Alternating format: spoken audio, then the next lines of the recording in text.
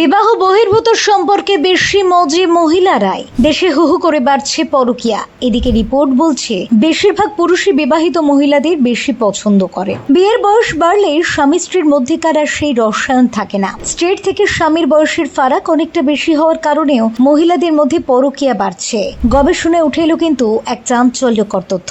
জানুন বিস্তারিত। সময়ের সঙ্গে সঙ্গে বদলাচ্ছে সম্পর্কের সমীকরণ। বর্তমান সময়ে পরকীয়া যেন জল ভাত হয়ে দাঁড়িয়েছে। দৈনন্দিন জীবনের চাপ থেকে মুক্তি পেতে বন্ধুত্বের হাতছানিতে সাড়া দিয়ে বহু মানুষ জড়িয়ে পড়েন পরকীয়ায়। আর এক্ষেত্রে সংখ্যার নিরিখে এগিয়ে মহিলারাই। এমনটাই বলছে পরকীয়া অ্যাপ গ্লিডেন। হু হু করে নাকি ওই অ্যাপে বাড়ছে মহিলা সাবস্ক্রাইবারের সংখ্যা। ওই অ্যাপের মোট সাবস্ক্রাইবারের সংখ্যা পেরোলো 40 মিলিয়ন, যা অবাক করছে সকলকে। বলা হয় বিয়ের বয়স বাড়লে স্বামী স্ত্রীর মধ্যেকার সেই রসায়ন আর থাকে না, বরং সবটা গিলে নেয় সাংসারিক জটিলতা। অধিকাংশ ক্ষেত্রে দেখা যায় সামান্য কথা থেকে অশান্তি তৈরি হয়, তখন প্রয়োজন হয় একটা বন্ধু। এবার সমস্যা হচ্ছে চেনা বন্ধুদের কাছে ব্যক্তিগত সমস্যা জানালে তা নিয়ে সমালোচিত হওয়ার একটা আশঙ্কা থাকে। আর এই ফাঁক ফোকর থেকেই জীবনে ঢুকে পড়ে ডেটিং অ্যাপ। বিবাহিতরাও খোলা বাতাস পেতে ডেটিং অ্যাপে বন্ধুত্ব পাতান, যা পরবর্তীতে মোড় নেয় প্রেমের। গ্লিডেন অ্যাপের তথ্য অনুযায়ী ব্যবহারকারীদের মধ্যে প্রায় 65% পুরুষ আর বাকি 35% নারী। পুরুষের সংখ্যা এখনো বেশি হলেও গত কয়েক বছরে